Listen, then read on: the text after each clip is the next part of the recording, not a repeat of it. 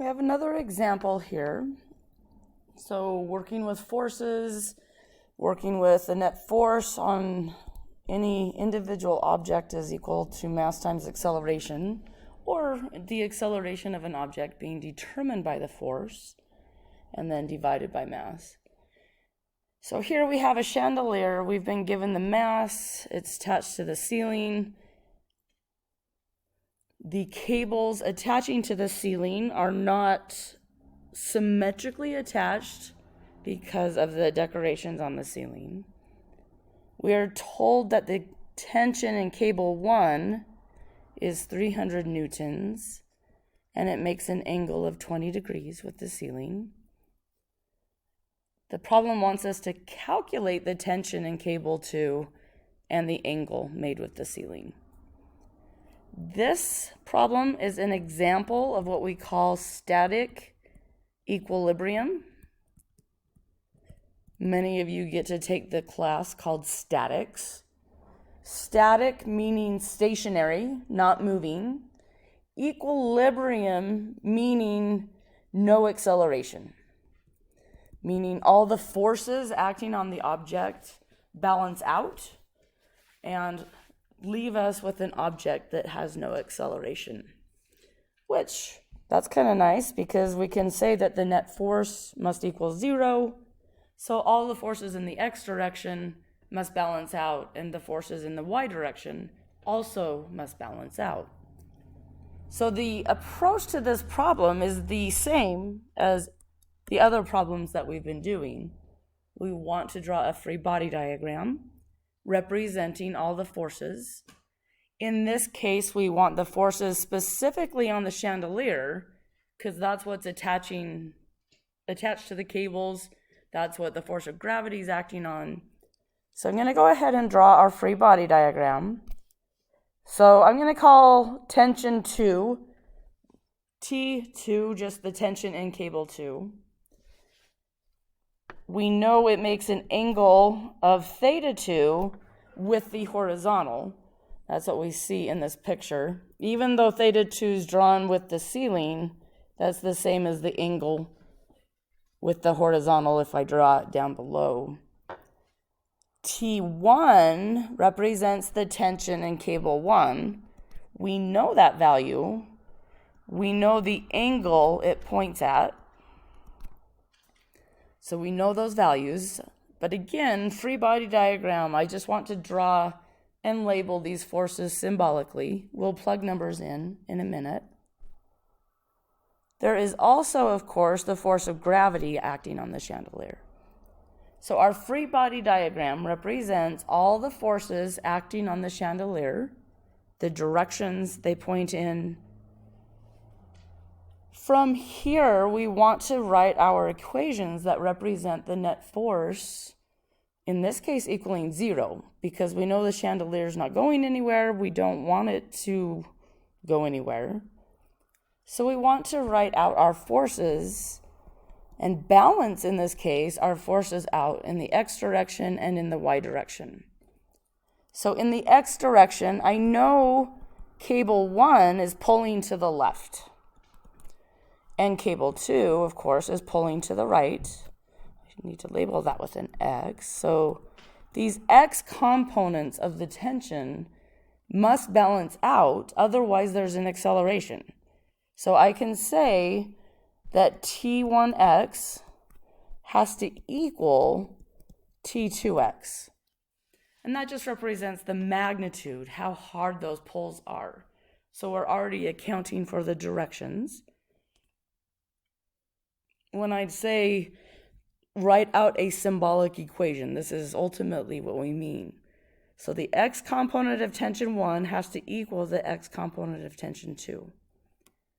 We can, of course, write the x component of tension 1. We know tension 1 is 300 newtons. They told us that. This x component is adjacent to the angle, so this will be 300 cosine of that 20 degrees.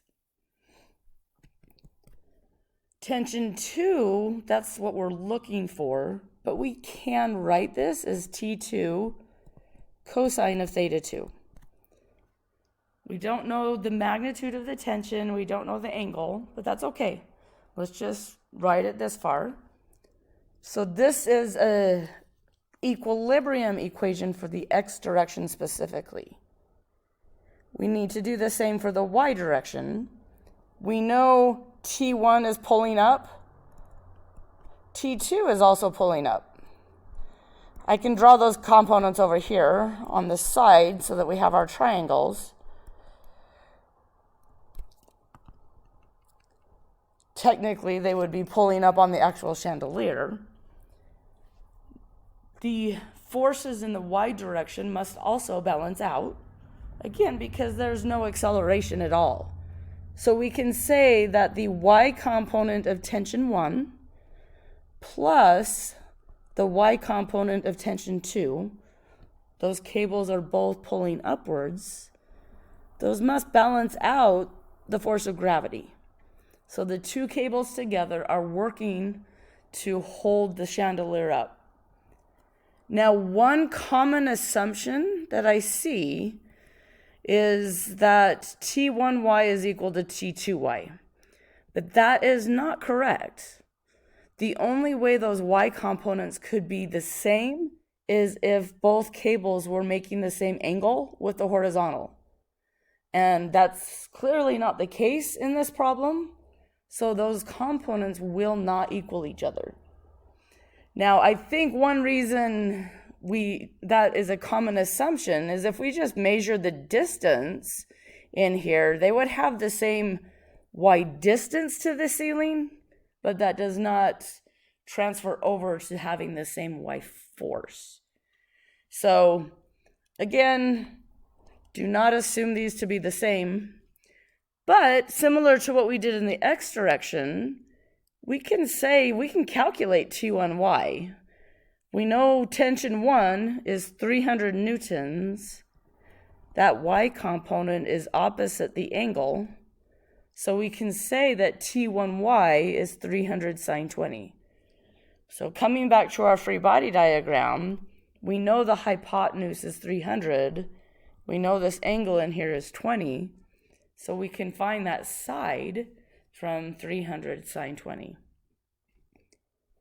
T2 similarly will be whatever the magnitude of tension 2 is times the sine of theta 2. So writing those components in terms of the values we know and the values we're searching for, that has to equal mg. The problem told us the mass is 40. G is 9.8. And so now we are at a point where we have two unknowns, T2 and theta 2, but this x equation has the same two unknowns. So two equations, two unknowns. We have a system of equations. The left one looks easier to solve for. I'm going to solve for T2 over here. In terms of theta 2. And I'm going to put that in for T2 in our other equations. Now you can calculate these individual pieces like 300 sine 20. Just make sure you're keeping multiple decimal places past what it should be in your answer, so you minimize rounding errors. Okay, so that's T2. We need to multiply by sine of theta 2.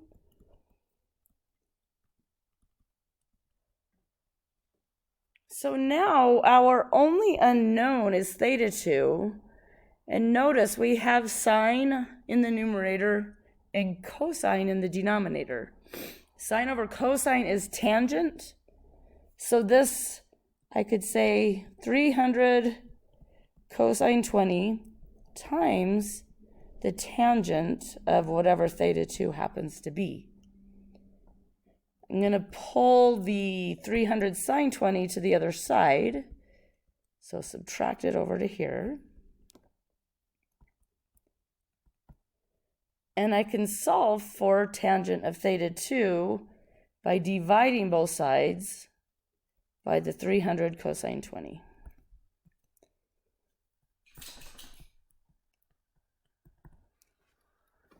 All right, I'm going to go ahead and plug this in.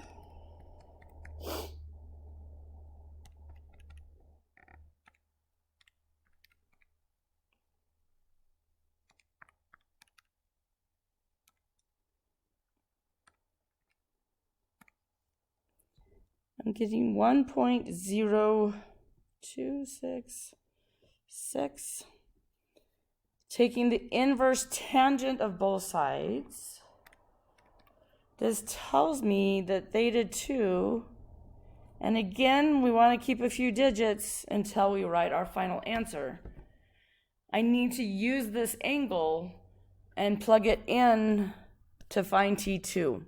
So we don't want to round yet, not too significantly anyway. So this is telling me that the angle up here that theta 2 makes, so that cable 2 makes with the ceiling, needs to be about 46 degrees. We also want to find the tension, so we do want to come back over to this T2 and plug that in. Again, make sure you're using more digits. Don't round to the 46 quite yet. So 300 cosine 20.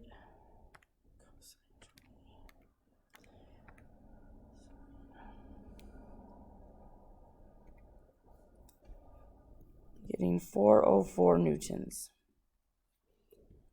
So in terms of our answer, what tension does cable 2 have, and what angle does it make with the ceiling? Well, it has a tension of approximately 400 newtons. I'm rounding because we at best have 2 sig figs. And then 46 degrees. This would be our answer.